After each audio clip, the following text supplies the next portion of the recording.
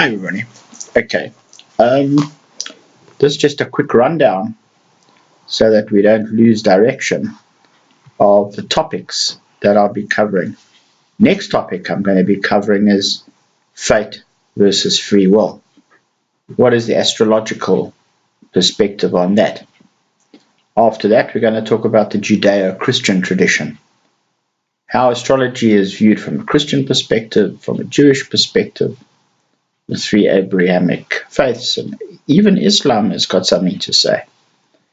Then we're going to go through to astronomy versus astrology and all the flack that the astrologers pick up. Then we're going to discuss sun sign astrology.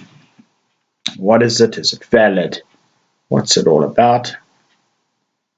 Then we're going to do types of astrology, because there's more than one type, obviously. There's horary, where a question is asked, and when the astrologer understands the question, that's the time. Electoral.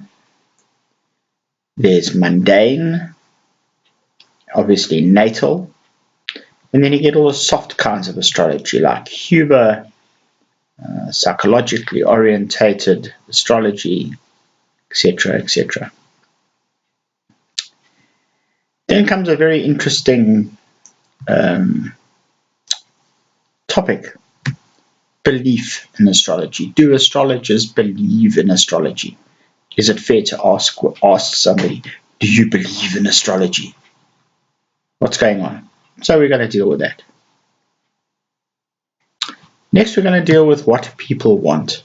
What draws people to astrology?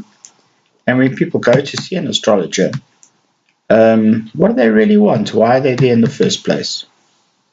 And as somebody that may want to become an astrologer, do you really want to? Because trust me, sometimes it gets a bit much. As a subheading to the types, it's a subject on its own: hard versus soft astrology. Hard, predictive. What is predictive astrology? And is it 100%? Whatever.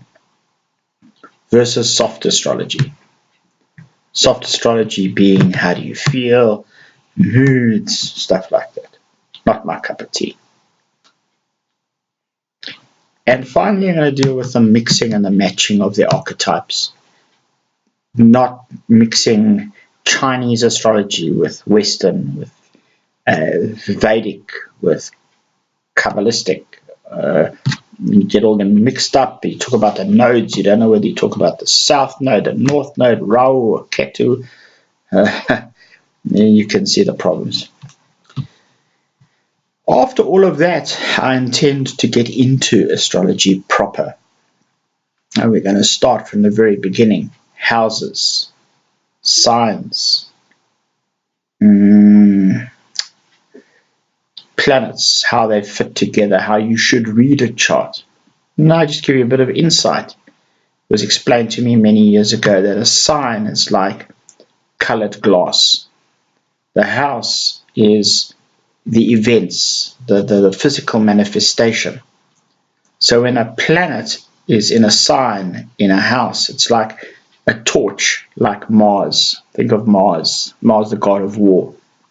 Let's say Mars is in Pisces. So Pisces is water, so it's pretty washed out. And then let's say it's in the second house, the house of money. So what does that say? It says conflict, wishy-washy in relation to money. I mean, these are just keywords that mean crap right now, but we'll get into it and you'll see how it all fits together.